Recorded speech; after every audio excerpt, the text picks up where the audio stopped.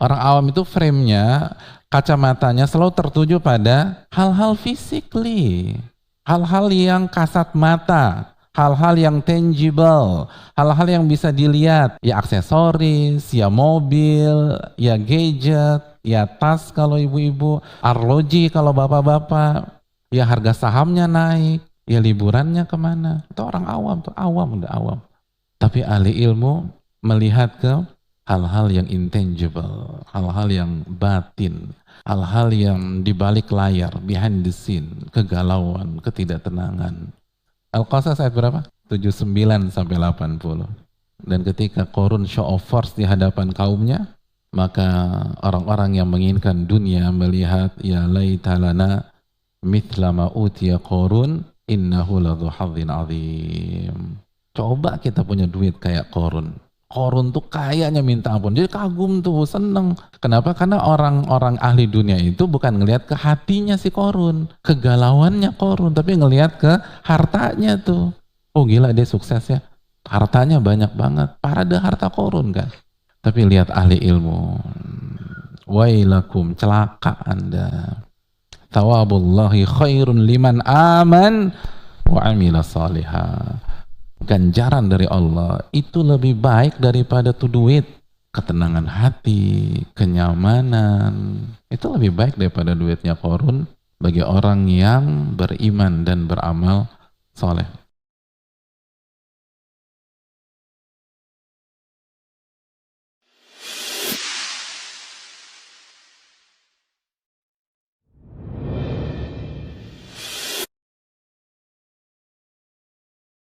Kata Ibnul Jauzi di dalam risalahnya, risalah yang beliau tulis untuk anaknya, judulnya apa? Laftatul Kabid fi Nasihatil Walad. Kata Ibnul Jauzi, wa bi'tu daraini wa anfaqtu thamanaha fi talabil ilm. Antum pernah dengar nama Ibnul Jauzi kan ya? Apa buku yang paling terkenal apa tuh di kalangan antum? Saidul Khatir misalnya ya. Talbis Iblis, Ibnul Jauzi juga, itu sangat best seller. Ilmu yang kayak begitu, yang sangat fenomenal, kata beliau, wa bi'tu darain wa anfaqtu thamanaha fi talabil ilm. Itu modalnya, kata beliau, aku jual 2 rumah. Dan hasil dari penjualan 2 rumahku, aku gunakan untuk belajar, talabul ilm. Sampai kata beliau, walam yabqa li syai'un minal mal. Sampai saya nggak punya uang sepeser pun juga, nggak ada duit udah. Jadi hasil penjualan 2 rumah itu 100% untuk kehidupan sehari-harinya dan belajar, beli buku lah, transportasi, terus ngejar, pokoknya digunakan semua untuk fasilitas belajar. Sampai habis duitnya habis, ya Allah. Nggak ada makan siang gratis hadirin. Ilmu tuh mahal, mahal. Kenapa berani jual 2 rumah? Karena yarfa'illahu alladhina amanu minkum walladhina utul ilma darajat. Ingin kedudukan tinggi di dunia dan akhirat. Tapi hasilnya apa? Wa madzalla abuka fi talabil ilmi qat. Bapakmu, hai anakku, bapakmu ini itu nggak pernah hidup terhina selama menuntut ilmu agama. Nggak pernah terhina, dimuliakan sama Allah, diangkat derajatnya. Ini yarfa'illahu alladhina amanu minkum walladhina utul ilma darajat. Sepanjang hidup, sepanjang belajar, nggak pernah merasa terhina sama sekali. Ada izzah, ada kemuliaan. Wala ba'atha rub'ah ila ahadin yatlubu minhu syai'an qat. Dan bapakmu ini itu nggak pernah ngutus orang untuk minta sesuatu dari manusia, nggak pernah. Walaupun 2 rumah habis tuh, itu rizki ada aja dan mulia. Bapakmu nggak pernah minta-minta sama orang. Wa umuruhu tajri 'alas sadat. Dan hidup bapakmu ini itu lempeng aja dah. Lalu beliau menyitir surat At-Talaq ayat 2 dan 3. Wa man yattaqillaha yaj'al lahu makhraja wa yarzuqhu min haitsu la yahtasib. Barang siapa yang bertakwa, Allah akan kasih jalan keluar Dan Allah akan berikan rezeki dari arah yang tidak ia duga-duga. Ada aja rezeki itu.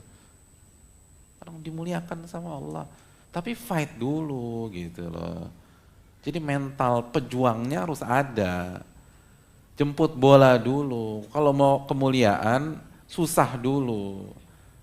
Berani bertaruh dulu dalam arti positif. Berani berkorban, 2 rumah. Selebihnya sepanjang hidup mulia, kata Ibnul Jauzi rahimahullahu ta'ala. Sampai sekarang namanya berkibar. Antum bayangin ya, ribuan tahun. Setiap orang baca Talbis Iblis itu pahalanya buat beliau. Bayangkan berapa juta, mungkin berapa miliar orang baca Talbis Iblis. Dan orang kalau sebut beliau rahimahullah, didoain tuh. Padahal kenal aja kagak, doain rahimahullah. Semoga Allah rahmati Ibnul Jauzi. Atau banyak masyayikh atau para ulama terinspirasi karena buku-buku beliau. Itu diangkat harum namanya sama Allah Subhanahu wa taala.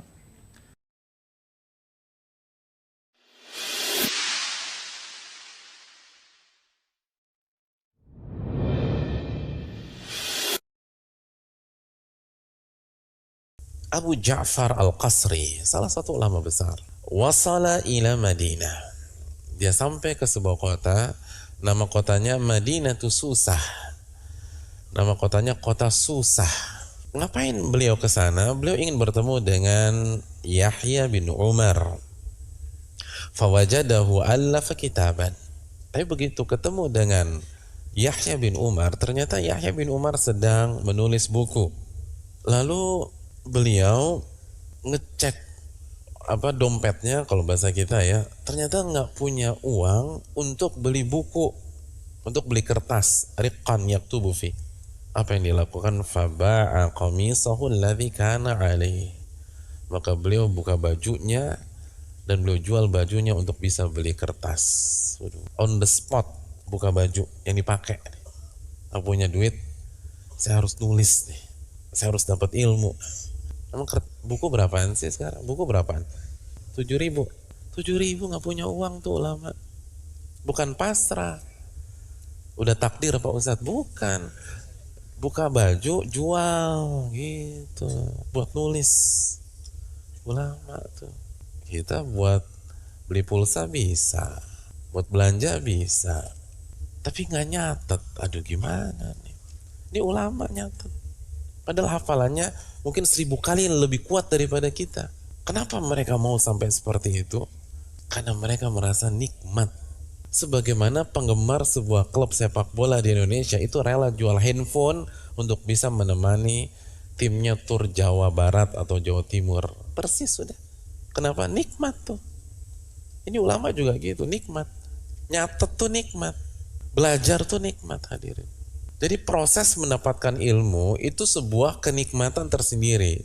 Apalagi dapatnya. Kita belum bicara pahala, kita belum bicara keberkahan, kita belum bicara kalau dapat ilmu bisa membedakan yang baik dan yang tidak, Al-Furqan.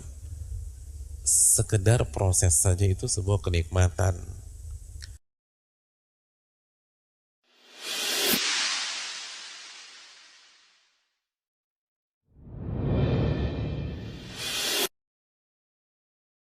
Az-Zahabi menjelaskan dalam Siyar, kalau ditanya siapa sih yang paling afdal di zaman itu di Basrah, maka jawabannya Al-Imam Muhammad bin Wasi, alim besar. Bahkan seorang Sulaiman At-Taimi, orang ulama besar, mengatakan ma ahad uhibbu an alqallah bimithli sahifatihi mithla Muhammad bin Wasi. Tidak ada seorang pun di mana aku ingin ketika aku meninggal lalu aku bertemu dengan Allah pada hari kiamat, isi buku catatanku seperti buku catatannya Muhammad bin Wasi. Subhanallah. Jadi saya berharap buku catatan amal soleh saya, buku catatan dosa-dosa saya itu seperti buku catatannya Muhammad bin Wasi. Orang rajin ibadah, abid, ulama. Belajarnya, dapat hadisnya dari Anas bin Malik. Dan beliaulah yang mengatakan sebuah kalimat yang sangat terkenal pada hari ini, "Lau kana lidzunubi rihun ma jalasa ilayya ahadun." Kalau dosa itu beraroma, tidak ada satupun orang yang mau duduk di samping saya. Itu ucapan Muhammad bin Wasil. Kalau dosa itu beraroma, nggak ada yang mau duduk di samping saya. Itu ketawaduan, kerendahan, merasa kerdil, merasa kecil. Setelah taufik dari Allah di tangan-tangan mereka lah Islam begitu luar biasa.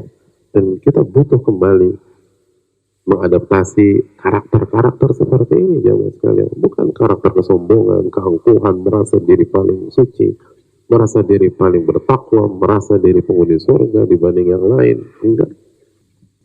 Kalau Muhammad bin Wasil mengatakan jangan perbanyak seperti saya di dunia, lalu pantas nggak kita sehebat apapun ada dakwah, kita jadi panitia kajian, atau kita jadi ustadz, atau kita jadi admin, membanggakan diri kita, ini saya yang buat, ini saya dan dengan teman-teman komunitas kami udah begini ustadz, kami udah melakukan ini, kami udah melakukan itu.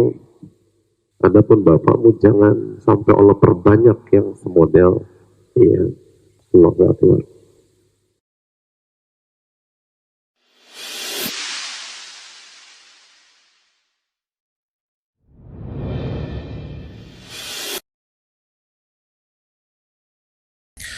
Dalam surat Thaha ayat 120, 121, Ya Adam, hal adulluka ala syajaratil khuldi wa mulkin la yabla.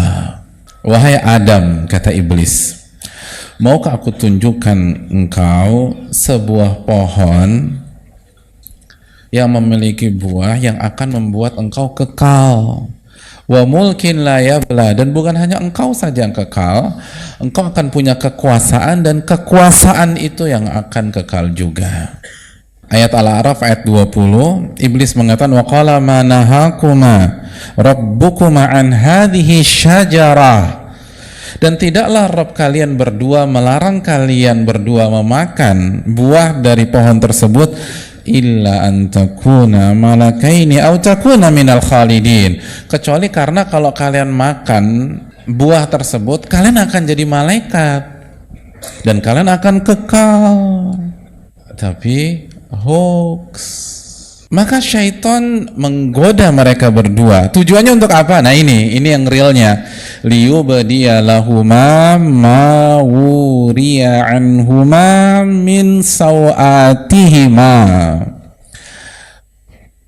agar pakaian yang selama ini menutup tubuh mereka berdua itu tersingkap. Jadi menyingkap aurat itu modus lama, hadirin, bukan modernisasi. Ini memang fashion jadulnya syaitan tuh ini. Memang targetnya itu untuk menyingkap aurat, tapi syaitan mengangkat maslahat yang tidak real, hadirin. Kamu akan jadi malaikat, lalu kamu jadi kekal, kekuasaan yang gak ada batasnya sama sekali. Jadi akhirnya yang fitrah kita takut terhadap sesuatu yang maksiat itu jadi hilang tuh, hilang. Karena ini permainannya. Jadi jangan sok jago sama syaitan, jangan sok pinter. Ini pilot projectnya aja udah berhasil.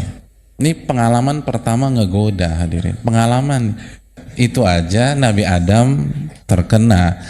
Terus kita petantang-petenteng, nggak mau minta perlindungan dari Allah Subhanahu Wa Taala, nggak mau ngaji, nggak mau belajar, nggak mau menuntut ilmu yang bisa menyingkap tipu dayanya.